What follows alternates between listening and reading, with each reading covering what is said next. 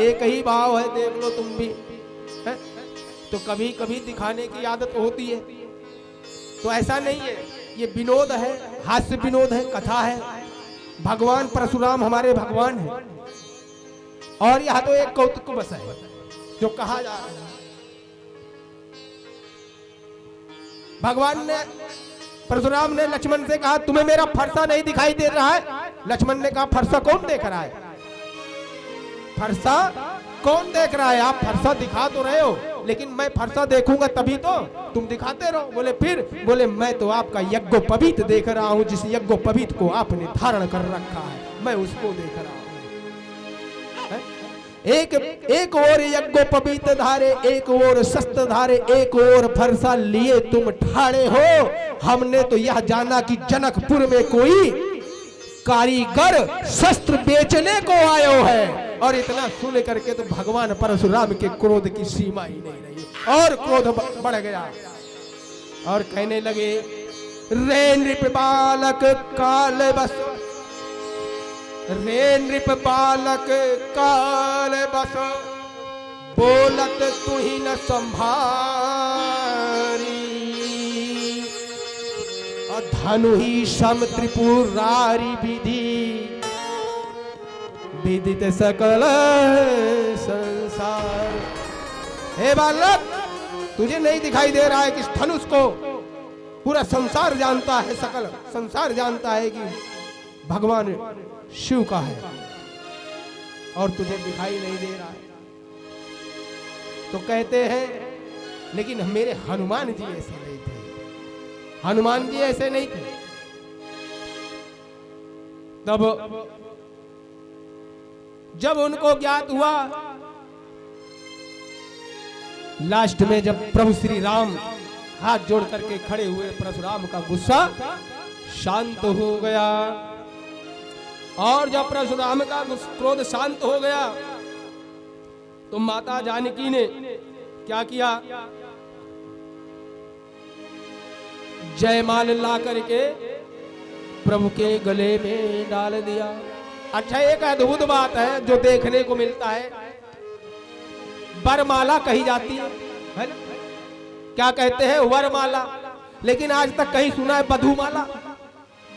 वधुमाला कहीं सुना? वरमाला।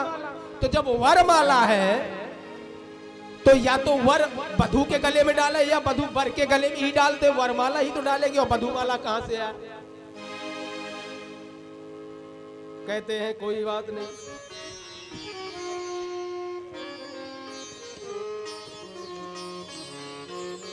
और जब वरमाला डल गया, अब तो भगवान श्री राम की ससुराल हो गई जनकपुरी, और जब जनकपुरी ससुराल हो गई तो जनकपुर की नारी पूछ रही है क्या? अरे राम जी से पूछे, अरे राम जी से पूछे जनकपुर के नारी, बता द बाबुआ, बता द बाबुआ, लोगवा देत काहे कारी, बता द बाबुआ, लोगवा देत काहे कारी, बता द बाबुआ, लोगवा देत काहे कारी, बता द बाबुआ, लोगवा देत काहे कारी, बता द बाबुआ।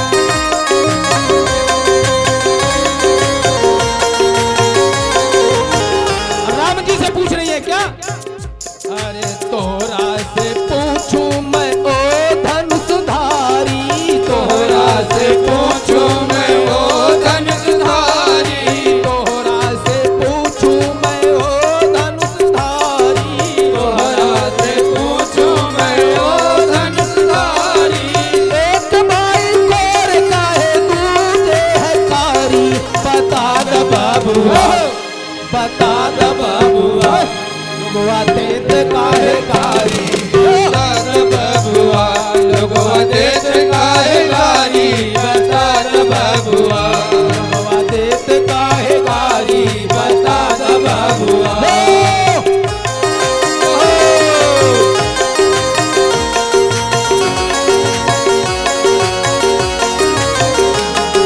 और राजा दशरथ से पूछ रही है क्या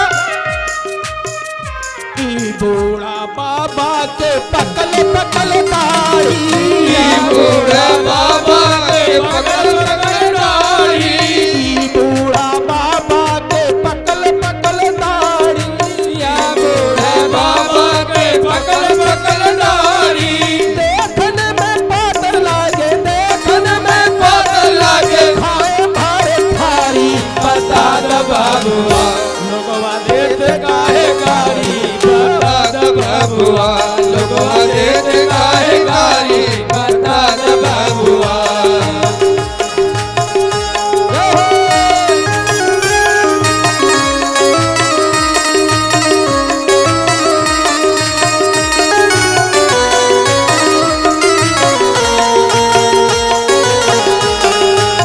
राम जी से पूछे जनकपुर के नारी बता द बबुआ लोगवा देत काहे गारी बता द बबुआ लोगवा देत काहे गारी बता द बबुआ आगे क्या पूछ रही है नारी राजा दशरथ जी कैलन बड़ी होशियारी बड़ी होशियारी यारी हाँ बड़ी होशियारी हे राजा दशरथ जी कैलन बड़ी होशियारी एगो मर्द पर तीन तीन नारी बता द बबुआ हाँ बता द बबुआ लगवा देत काहे गारी बता द बबुआ लोगवा देत काहे गारी बता द बबुआ लोगवा देत काहे गारी बता द बबुआ देत काहे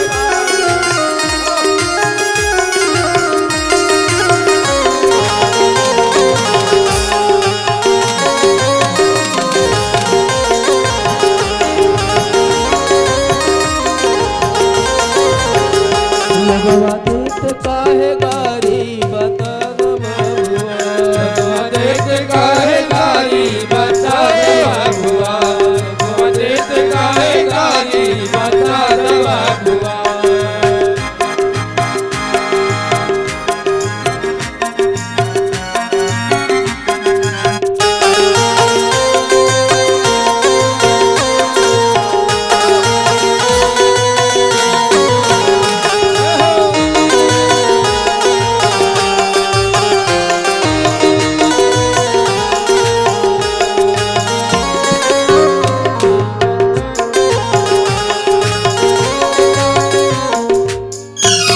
बोलो श्याम रामचंद्र भगवान की जय पवन पुत्र हनुमान की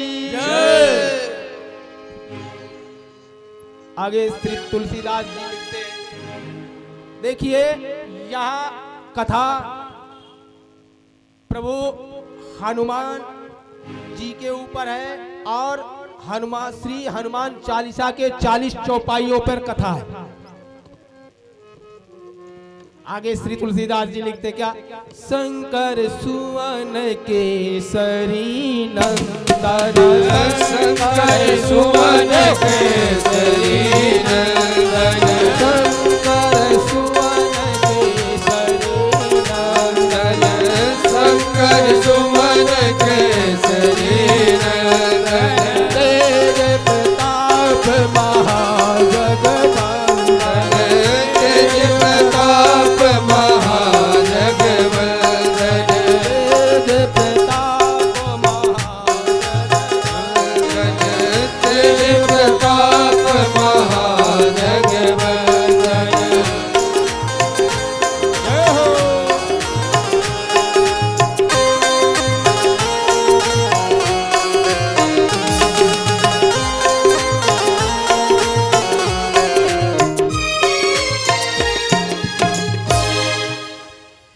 शंकर के सुवन है, केसरी के नंदन है, तेज प्रताप भी है, और पूरा जग जिनका वंदन करता है वो है।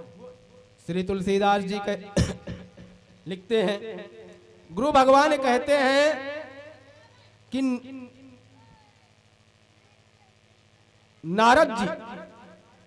नारद जी को एक जगह रह पाना बड़ा मुश्किल है। नारद जी एक जगह नहीं रह सकते, और इस तरह से नारद जी चलते चलते उस गुफा में पहुंचे जहां पर एक बार भगवान शिव ने तपस्या करी थी, और उस तपस्या उस जगह पर काम नहीं व्यापता है, वहीं नारद जी भी चले गए। और जब नारद जी चले गए, वहां पर बैठ गए, तपस्या करने लगे, काम उनको नहीं व्यापा। सारे इंद्र देवता, सारे देवता और इंद्र आदि देवता जितने थे, उन्होंने अप्सराओं को भेज करके भगवान नारद का तपस्या भंग करने की कोशिश करी, लेकिन नहीं हुई। देवता डर गए। मुनि गति देखी सुरेश डराना, मुनि गति देखी सुरेश डराना,